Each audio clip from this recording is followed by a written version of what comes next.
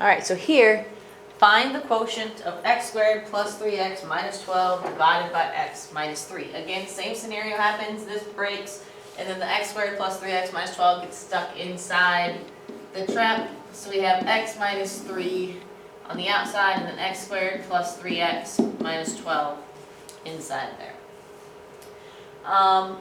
Okay, so either if you want to look at the multiplication method or not, but what makes this, I guess, different is we have an expression out here. It's not just an x, it's not just a number.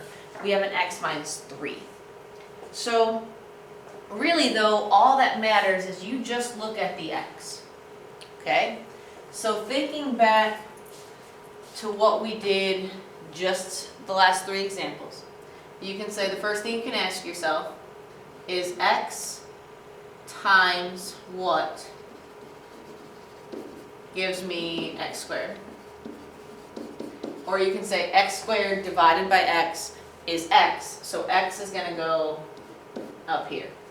But then, just like before, we had to take this number and multiply it by this number here. We have to do the same thing.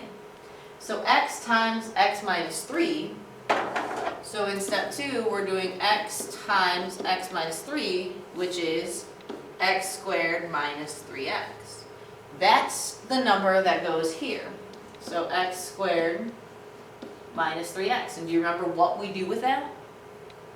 We subtract. Now we have to subtract this entire expression. Okay? So doing that, we'll have x squared minus x squared. Well, that cancels out to nothing, and it should every time. If not, we didn't do something correct. And then we have 3x minus a negative 3x. Do not say that's 0. This does not cancel because of this minus sign out here. So 3x minus a negative 3x is actually 3x plus 3x, which is 6x. And then just like before, we bring this term down because we haven't used it yet, just like in normal long division. So now, this entire section here is kind of irrelevant. And we have a new factor, a new division problem. Now it's 6x minus 12 divided by x minus 3. Don't get lost in this. Okay, yes, it takes time, but don't get lost in this process. So same thing, x times what gives me 6x, or if that is too confusing, 6x divided by x is just 6. So that's the number that comes up here, and it's a positive 6, so we're going to do plus 6. And then again, we take this 6 and multiply it by that entire expression here. So notice I'm just repeating the same steps I did already. So 6 times x is 6x. 6 times negative 3 is negative 18. And then again, do you remember what we do here? We subtract. So 6x minus 6x cancels. Again, we want that to happen. And then we have negative 12 minus a negative 18. So that's negative 12 plus 18, which is 6. So in doing this, we just realized that x minus 3 is not a factor of this expression, of that polynomial expression, because it leaves us a remainder of 6. So there is a remainder of 6, so that's all we have to do for that. Find the quotient. The quotient is x plus 6, and then remainder 6. Again, I'm going to show you the correct way to write that remainder in class. So example 5 here says divide x squared minus 3x plus 1 by x minus 4. Okay, so let's do that. I know it's not set up correctly or set up as a fraction, but this would be the numerator, this would be the denominator. So it's x minus 4, x squared minus 3x plus 1. We can follow our steps. X times what gives me x squared, or vice versa. X squared divided by x gives me what, and that's x. Then we take this x and multiply it by both of those terms. So we'll have x squared minus 4x, and remember, you subtract these terms. X squared minus x squared cancels. Negative 3x minus a negative 4 is negative 3 plus 4, So that's 1x, and then we need to bring down that 1. Same thing, 1x times x is what? Or how do I get 1x? Well, it's already x, so really it's just multiplied by 1. Alright, so then I take this plus 1 and I multiply it by both of these. 1 times x is 1x, 1 times negative 4 is negative 4, and then I subtract.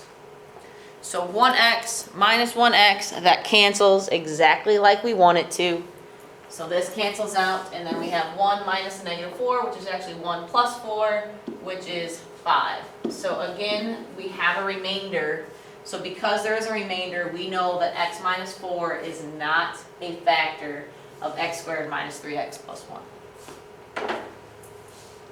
So let's look at this example 6 that says, determine whether x minus 8 is a factor of 2x squared minus 9x plus 24.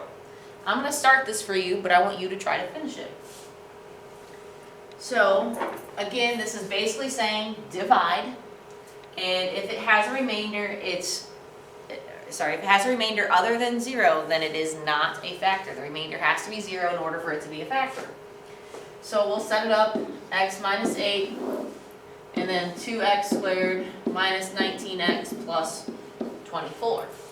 Okay, like I said, I'm going to get you started. So I'm going to do the first step for you. X times what gives me 2x squared, or if that's too hard, 2x squared divided by x is just 2x, because one of these x's will cancel, leaving us with 2x. Then we take that 2x and we multiply it by both of these terms. So 2x times x is 2x squared, and 2x times negative 8 is negative 16x. And again, we subtract here, so that cancels, and then negative 19x minus a negative 16 is negative 19 plus 16, which is negative 3x. Then this can be brought down, so negative 3x plus 24, and like I said before in a previous example, that everything that happened here in the middle is basically obsolete now, and you have a new division problem. So now you're taking negative 3x plus 24 divided by x minus 8. Still put that answer up here, and remember, if your remainder's 0, then it is a factor. If it's not, then it's not a factor. But I'll check your work for that in class.